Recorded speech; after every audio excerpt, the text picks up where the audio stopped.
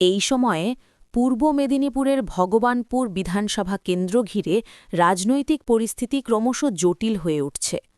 অর্জুননগর ও বড়জ অঞ্চল, যে এলাকাগুলি অতীতে একাধিকবার অশান্তির সাক্ষী, সেই প্রেক্ষাপট তুলে ধরে সন্ত্রাসের আশঙ্কা প্রকাশ করেছেন বিজেপি প্রার্থী শান্তনু প্রামাণিক। বিজেপির দাবি, ভোট যত এগোচ্ছে ততই এলাকায় অশান্তির পরিবেশ তৈরি করার চেষ্টা চলছে। যদিও এই অভিযোগ সম্পূর্ণভাবে অস্বীকার করেছে তৃণমূল কংগ্রেস।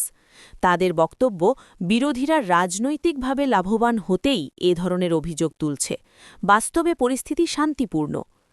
এই আবহে প্রশাসনের ভূমিকাও গুরুত্বপূর্ণ হয়ে উঠেছে।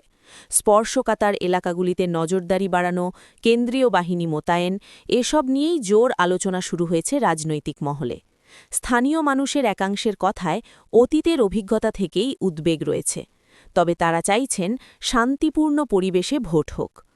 এই সময়ে সব কিছুই নির্ভর করছে প্রশাসনিক প্রস্তুতি ও রাজনৈতিক দলগুলির সংযমের ওপর। এখন দেখার ভোটের দিন পরিস্থিতি কোন দিকে গড়ায়। পূর্ব মেদিনীপুর থেকে অংশুমান পণ্ডার প্রতিবেদন। এলাকাবাসী জানে এই ভগবানপুর বিধানসভার বড়জ, অর্জুননগর, আলগোয়াল পুরোপুরি সন্ত্রাসবাদীদের আঁতুর ঘর। আজকের যখন সারা বাংলা জুড়ে একটাই আওয়াজ উঠেছে, পরিবর্তন দরকার, আমরা ভারতীয় জনতা পার্টি সর্বস্তরের মানুষের কাছে আমরা পৌঁছচ্ছি। সেখানে আমাদের একটাই কথা, গণতন্ত্র প্রতিষ্ঠা হবে, শান্তি ফিরবে ভগবানপুর বিধানসভায়। আলগোয়াল, মথুরা, বড়জ, অর্জুননগরের মানুষ শান্তিতে থাকবে। বম বন্দুককে আর মানুষ বর্জন করে এখানে শিক্ষার আলোয় আলোকিত হবে, এটাই যখন আমরা বার্তা দিচ্ছি।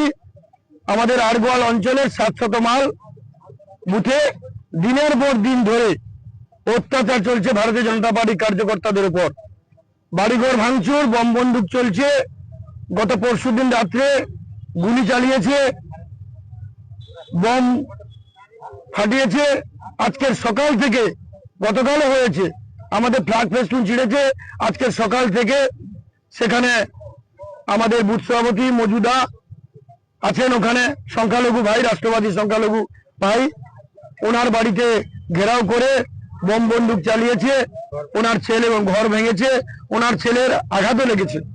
আপনারা দেখতে পারেন রক্ত বেরিয়েছে কিরকম। পুলিশ প্রশাসনকে আমরা জানিয়েছি, উপরের সবাইকে জানিয়েছি। আমরা এরই প্রতিবাদে আজকে আমরা পদ অবরোধ। আমরা জানি সাধারণ মানুষের অনেক হয়রানি হচ্ছে। ওটা তো তৃণমূলের পঞ্চায়েত প্রধানের বুথ, উনি তো করছেন।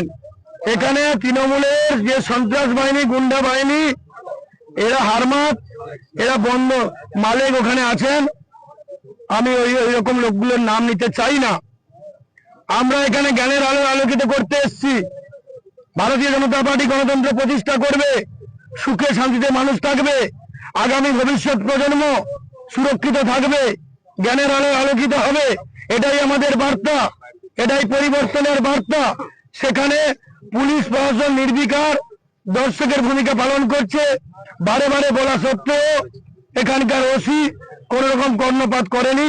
গত পরশুদিন অনেক বলা করার পরে, বিভিন্ন জায়গায় ফোন করার পরে তারপরে এসেছিলেন।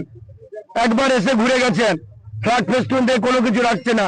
এই অরাজকতা, এই হিংসা, এই সন্ত্রাসবাদী কার্যকলাপ চিরতরে মুছে দিতে হবে। সাধারণ মানুষ এখানে হয়তো কষ্ট পাচ্ছে। আমি ওনাদের কাছে ক্ষমা চাইছি যে আজকের গণতন্ত্র প্রতিষ্ঠা করার জন্য যে পথ আমাদের বেছে নিতে হয়েছে। আপনারা সহযোগিতা করুন। সবাইকে আমার পক্ষ থেকে শুভকামনা জানাই। আমরা পথে আছি, রাস্তায় আছি, মাঠে নেমেও লড়াই করব। আমাদের যদি জীবনও যায় গণতন্ত্র প্রতিষ্ঠা করার জন্য, তার জন্য আমরা